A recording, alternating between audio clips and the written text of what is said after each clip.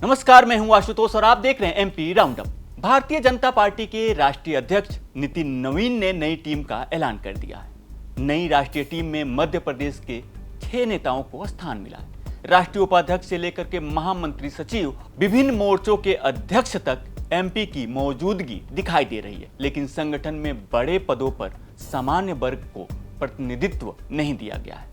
BJP ने MP से आने वाले अनुसूचित जाति के लाल सिंह आर्य को पार्टी का राष्ट्रीय उपाध्यक्ष बनाया है, जबकि एसटी वर्ग से आने वाले गजेंद्र पटेल को राष्ट्रीय महामंत्री का पद मिला है।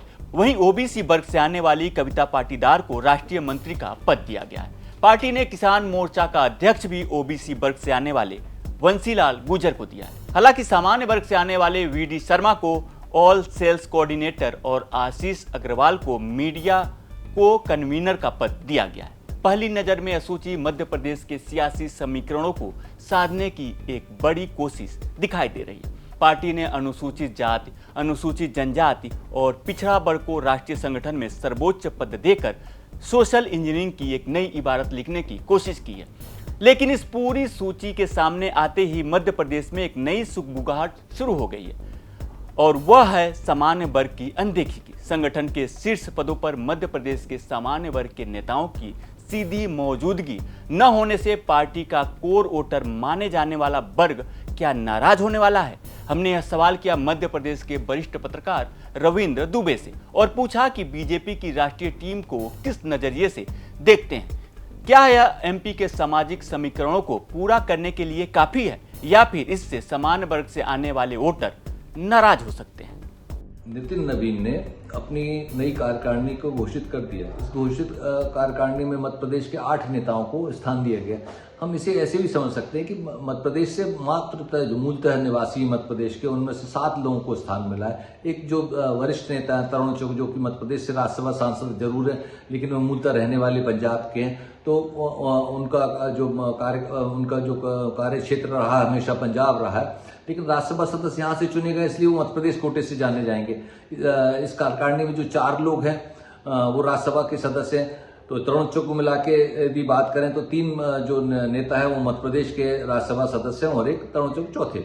अब इसमें हम जातिगत समीकरण को देखें तो भारतीय जनता पार्टी ने जो उसकी मूल भावना रही है, जो हमेशा से कहती रही कि हम सनातनी, हम हिंदुत्व हैं, हम जातिगत समीकरणों को ध्यान देकर नहीं रखते, आदमी की कार्य क्षमता, आदमी की संगठन क्षमता को देखकर हम संगठन में स्थान देते हैं, मंत्री पद में जिस तरीके से उनका प्रभावी काम होता है उस तरीके के लोगों को स्थान देते हैं। लेकिन इस बार हम साफ देख रहे हैं कि भारतीय जनता पार्टी ने जो प्रमुख पद हैं, उपाध्यक्ष हैं, महासचिव हैं, उनमें मध्य प्रदेश से जो इन लोगों को लिया है वो अनुसूचित जाति जनजाति के हैं या अनुसूचित जाति के हैं या ओबीसी के कोटे से आते हैं। सामान्य वर्ग के 2 लोगों को लिया है, उसमें बीडी शर्मा जो मध्य प्रदेश के भूतपूर्व अध्यक्ष हैं और मध्य प्रदेश के भूतपूर्व अध्यक्ष रहे हैं, और दूसरा आशीष अग्रवाल, उनको मीडिया से प्रभारी बनाया गया। इस तरीके से हम कह सकते हैं कि दोनों को कोई बहुत महत्वपूर्ण जवाबदारी नहीं दी गई। संगठन की एक जवाबदारी जो होना चाहिए कि जो प्रमुख काम होना चाहिए वो महत्वपूर्ण पद नहीं मिले। एक सबसे इम्पोर्टेंट है जो बात हम सबको देखने को मिल रही है, हम सब जानते हैं कि बहुत जल्दी मध्य प्रदेश में 2028 में विधानसभा चुनाव होंगे और 2029 में लोकसभा चुनाव होंगे। तो इस तरीके से हम देखें तो कार्यकारिणी का जो प्रभाव है वो जातिगत समीकरणों को साधने के लिए जरूर किया गया। क्या इस चुनाव में इस बातों को देखने का जो नजरिया है वो सामान्य वर्ग के मतदाताओं पर किस तरीके से पड़ेगा, ये भी देखना पड़ेगा। कहा जाता है कि भारतीय जनता पार्टी का जो कैडर वोट है, जो मुख्य वोट है, वो सवर्ण है, जिसे हम ब्राह्मण, बनिया, ठाकुर, राजपूत कहते हैं। वो भारतीय जनता पार्टी का मुख्य वोटर रहा और उसके शुरू से उसका साथ उसको मिलता रहा। लेकिन अब जिस तरीके से हम देख रहे हैं कि मुख्यमंत्रियों के चयन में भी ओबीसी नेताओं का चयन हो रहा है और ब्राह्मण, बनिया, ठाकुरों का जिस तरीके से उपेक्षा हो रही है, ये बात हम लोग कई मंचों पर भी सुन चुके हैं कि भारतीय जनता पार्टी का जो मूल वोटर है वो उसके साथ थोड़ा सा भेदभाव किया जा रहा है। अब हर जगह ये देखा जाता है कि ओबीसी है कि नहीं है, आदिवासी है कि नहीं है। तो जैसा अन्य पार्टियों में भी होता रहा, चाहे कांग्रेस हो, समाजवादी हो, वामपंथी हो या तमाम अन्य दल जो जिसमें बहुजन समाज पार्टी को भी जोड़ लें, इनमें भी जातिगत समीकरणों के आधार पर हमेशा नियुक्तियां होती रही कि किस तरीके से जातिगत समीकरणों को साधा जाएगा, किस तरीके से किस क्षेत्र में किस तरह के वोटर हैं उनको रखा जाएगा, तो इस तरीके से इसका चयन होता था। लेकिन अब भारतीय जनता पार्टी ने ये कदम उठा तो लिया है, लेकिन इसका क्या परिणाम देखिए, विरोधियों को बोलने का मौका मिल रहा है। जिस तरीके से कांग्रेस के लोग इस पर उंगली उठा रहे हैं कि वरिष्ठ नेताओं का संगठन से दूर कर दिया गया है, उनको राष्ट्रीय उसमें स्थान नहीं मिला। ये भी कहा जा रहा था कि बहुत सारे मंत्रियों को भी हो सकता है राष्ट्रीय कार्यकारिणी में संगठन में ले आया जाए और उनसे मंत्री पद से मुक्त कर दिया जाए।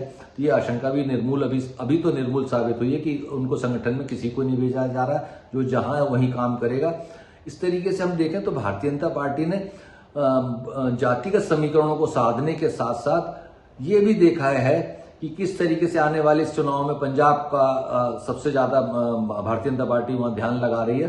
तो तरुण चुग को जिस तरीके से महत्व दिया जा रहा है, मध्य प्रदेश से वो राज्यसभा सदस्य चुने गए, अब उन्हें राष्ट्रीय कार्यकारिणी में भी स्थान दिया गया। तो ये बहुत ही इंपॉर्टेंट है और ये देखना चाहिए कि हम भारतीय जनता पार्टी के जो जिस तरीके से जनाधार मिला है, 29 लोकसभा सीटें यहाँ से जीत रही है, कभी 28 कभी 29 जीतती आ रही है, लगातार मध्य प्रदेश में सरकार है भारतीय जनता पार्टी की। तो किस तरीके से यहाँ जिस तरीके से जनाधार है, उस जनाधार के आधार पर वरिष्ठ नेताओं को स्थान नहीं मिला है। भारतीय राजनीति में भारतीय जनता पार्टी की पहचान हमेशा से एक कैडर बेस्ड पार्टी होने के साथ साथ सवर्ण यानी सामान्य वर्ग के मजबूत समर्थन वाले संगठन के रूप में रही है। ब्राह्मण, राजपूत, वैश्य और कायस्थ वर्ग दशकों से बीजेपी की वैचारिक और चुनावी रीढ़ माने जाते हैं। जब भी पार्टी पर संकट आता है या चुनावी राह कठिन होती है, इस कोर वोटर बेस ने चट्टान की तरह खड़े होकर के बीजेपी का साथ दिया। लेकिन हाल के वर्षों में बीजेपी का रुख बदल गया। बीजेपी अब बहुजन समाज और पिछड़े वर्गों में अपनी पैठ को गहरा कर रही है। मध्य प्रदेश के महाकौशल और मालवा, निवाड़ जैसे अंचलों में आदिवासी और पिछड़ा वर्ग चुनाव का रुख मोड़ने की ताकत रखते हैं। इसलिए पार्टी नेतृत्व ने यह दांव खेला है, अगर इन वर्गों के बड़े चेहरों को राष्ट्रीय पटल पर स्थापित किया जाएगा तो इसका सीधा फायदा जमीनी स्तर पर पार्टी के आधार विस्तार के रूप में मिलेगा।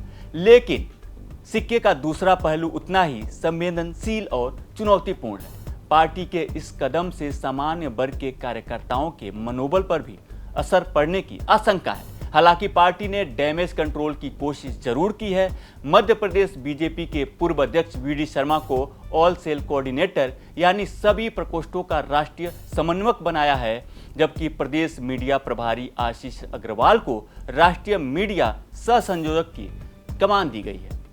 हालांकि राजनीतिक विश्लेषकों का मानना है कि ये दोनों पद नीतिगत निर्णय लेने वाले शीर्ष पद नहीं है। सेल कोऑर्डिनेटर का काम विभिन्न विंग्स के बीच तालमेल बिठाना है और मीडिया सह संयोजक की भूमिका पार्टी की बात को टीवी और डिजिटल प्लेटफॉर्म तक पहुंचाना है। लेकिन बड़ा सवाल यह है कि क्या प्रबंधन और मीडिया समन्वय की ये जिम्मेदारियां सामान्य वर्ग के उस पारंपरिक जनाधार को संतुष्ट कर पाएगी जो संगठन में अपनी ठोस और सीधी हिस्सेदारी देखना चाहते हैं।